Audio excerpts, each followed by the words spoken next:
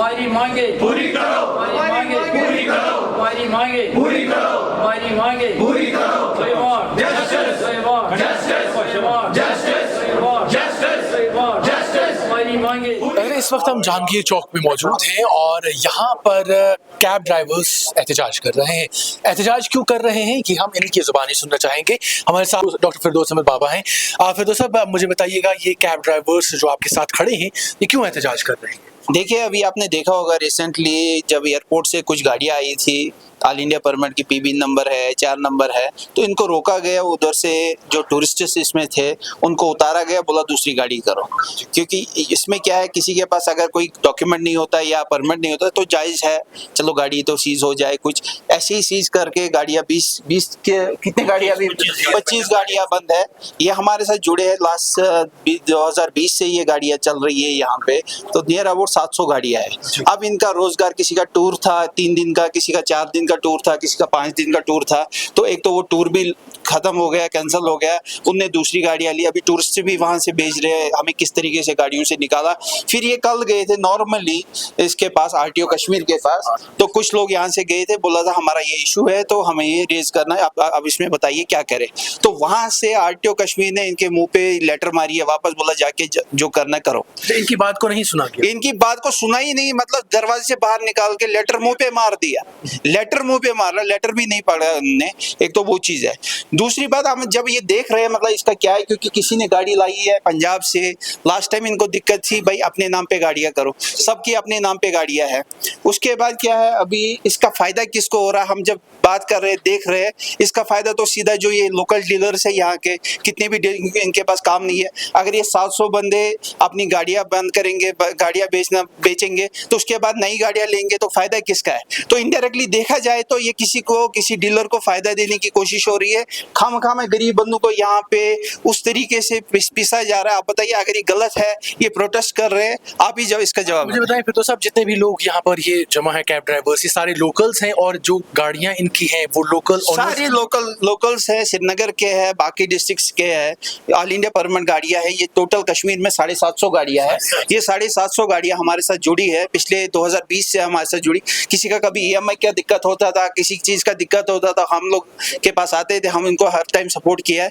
But आज की date में देखिए ये कहाँ जाए, इनकी फैमिली इस चीज पे है, गाड़ियां नहीं चल पा रही है, जहां भी जाए तो पीबी नंबर को रोक दो। ये चीज है क्या, ये अच्छा आरटीओ इन्होंने बताया था, जब एआरटीओ जो बड़गाम है, इन्होंने इनको उतारा, फिर उनके साथ जब इनकी बात हुई, बोला ऑल इंडिया परमिट कश्मीर में नहीं चल रहा है। क्या ये दूसरी कंट्री है कोई?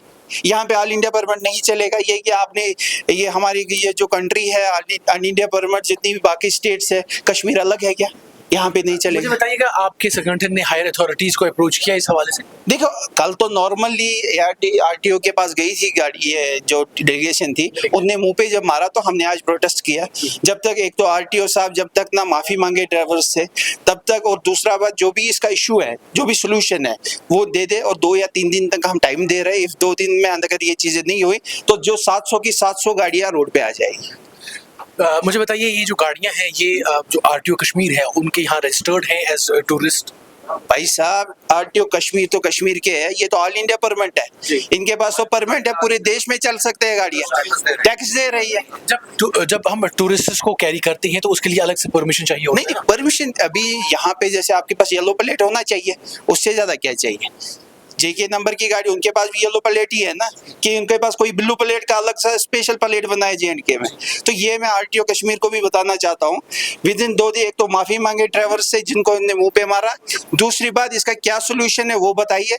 2 दिन के अंदर नहीं बताए तो हमारी सारी गाड़ियाँ रोड पे आ जाएगी। जी, आप एक ड्राइवर हैं, आप मुझे बताइए, आप भी कल गए थे आरटीओ? जी सर, हम दो बंदे गए थे आरटीओ साहब के पास।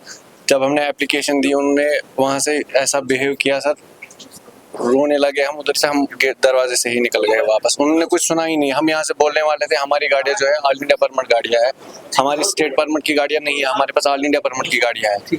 लेकिन उन्होंने सर कुछ सुना ही नहीं। उन्होंने बोला दफा हो जाओ, इधर से बाहर निकलो। कितना टाइम हुआ आपको ये गाड़ी चलाते हुए? मुझे सर 5 साल हो गए। और घर में और क्या कुछ काम करते हैं? कुछ नहीं सर, बस यही है हमारा सर। आप भी गए थे कल आरटीओ ऑफिस? सर हम गए थे, मगर उन्होंने वो पेपर वापस हम पे मुंह पे मारा। तो मसला ये है सर पहले तो नॉन कमर्शियल है, ये बहुत बड़ा मसला है यहाँ। वाइट प्लेट जो चल रहे हैं तो वो बहुत बड़ा मसला है। और हमारा मसला ये है सर, पीबी नंबर जो हमारे ऑल इंडिया परमिट है, ऑल इंडिया परमिट जो गाड़ियाँ है सर, ऑल इंडिया परमिट जो गाड़ियाँ चलाते हैं हम, उनको पहले कहा गया आप ट्रांसफ़र कीजिए। हमने ट्रांसफ़र भी किए, 25-40 हज़ार उसमें लग गए हमें। तो उसके बाद हम अभी चल रहे थे तो एयरपोर्ट वालों ने इसमें मसला उठाया है, तो वो भी मसला बन रहा है। उनका हाथ है इसमें, बड़ा हाथ तो उनका है।